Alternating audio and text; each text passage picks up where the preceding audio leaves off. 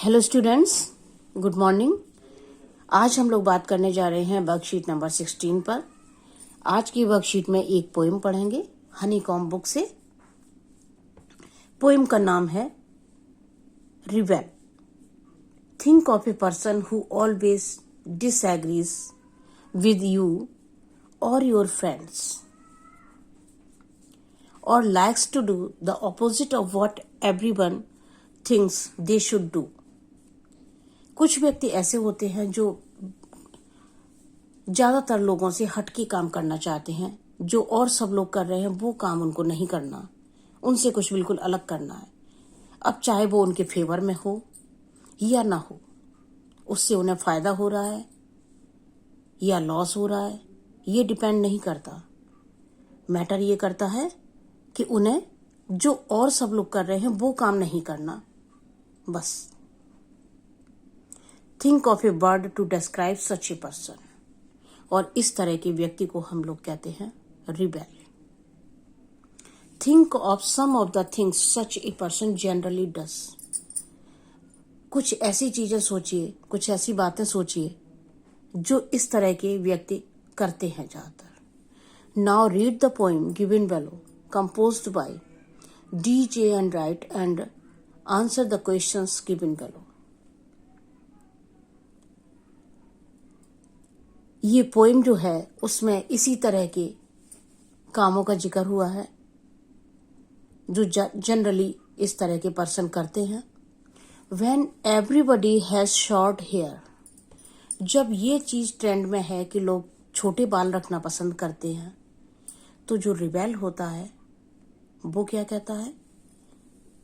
The rebel lets his hair grow long. तो rebel उस time अपने बालों को लंबा रखना चाहता है। When everybody has long hair, और जब लंबे बाल ट्रेंड में है, लोग लंबे बाल रखना चाह रहे हैं, the rebel cuts his hair short. ये मैटर नहीं करता कि उसको शॉर्ट हेयर पसंद है या लॉन्ग हेयर पसंद है। उसको तो बस दूसरे के ऑपोजिट काम करना है। जो चीज ट्रेंड में है, जो जनरली सब लोग कर रहे हैं, वो ये कहता हम ऐसा नहीं करेंगे, हम बिल्कुल इसके अलग अपोजिट करेंगे। When everybody talks during the lesson, class में अगर पढ़ाई हो रही है और आपसे कोई बात डिस्कस करने के लिए कही जाती है, बच्चे आपस में डिस्कस करते हैं, लेकिन रिबेल तब क्या करता है? The rebel doesn't say a word. उस टाइम रिबेल एक भी वर्ड नहीं बोलेगा। When nobody talks during the lesson, और जब आपसे ये अपेक्षा की जा रही है कि क्लास बिल्कुल साइलेंट रहे और कोई भी लेसन, कोई भी लेक्चर हो रहा है और उसमें आप शांत रहें, ध्यान से सुने बात को, तब रिबेल क्या करता है? The rebel creates a disturbance. उस टाइम रिबेल डिस्टर्बेंस क्रिएट करता है। When everybody wears a uniform, और जब सब लोग यूनिफॉर्म में होते हैं, एक ड्रेस में होते हैं, एक जैसी यूनिफॉर्म में होते हैं, the rebel dresses in fantastic clothes. तो रिबेल कुछ अलग हटके अपने कैजुअल कपड़े कुछ पहनना चाहता है। When everybody wears fantastic clothes, और जब कोई ऐसा ओकेजन होता है कि जिसमें सब लोग अपने आप को फैंटास्टिक कपड़ों में जो है ड्रेसअप करते हैं, द रिबेल ड्रेसेस सोवरली, और उस टाइम रिबेल बिल्कुल साधारण से बहुत ही सोबर ड्रेस पहन लेता है। तो रिबेल का नेचर कुछ इस तरह का होता है कि वो सिस्टम में नहीं चलना चाहता।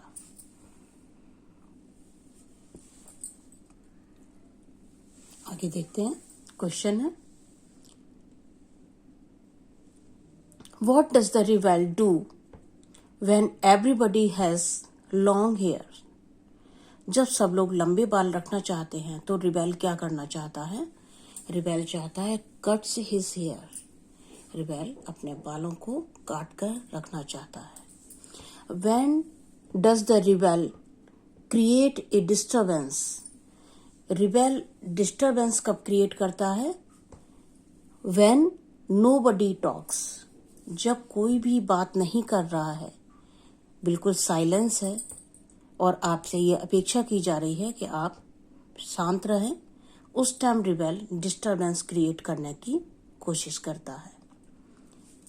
थर्ड देखिए, the rebel doesn't say a word when, और वो खामोश कब रहता है?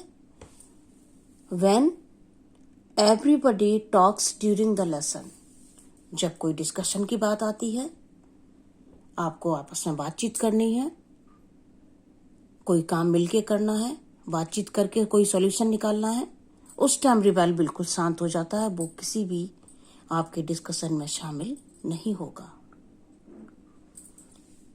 क्वेश्चन नंबर 4 देखिए, match the opposite of the following words. अब आपको कुछ इसी तरह के ऑपोजिट वर्ड यहाँ पर मैच करने हैं। शॉर्ट को मैच करेंगे लॉन्ग से, एवरीबडी नोबडी। ग्रो को मैच कर लेंगे कट से, रिबेल ओबीडियंट, डिस्टरबेंस पीस। ये हो गया आपका। आगे देखिए, you must have done something like the rebel, right any two such things. आपने भी कभी कोई काम तो ऐसा किया होगा रिबेल टाइप का, जब बगैर किसी रीजन के आपने दूसरों से हटके कोई काम करने की कोशिश करी होगी, तो वो आपको 2 काम यहाँ पर लिखने हैं।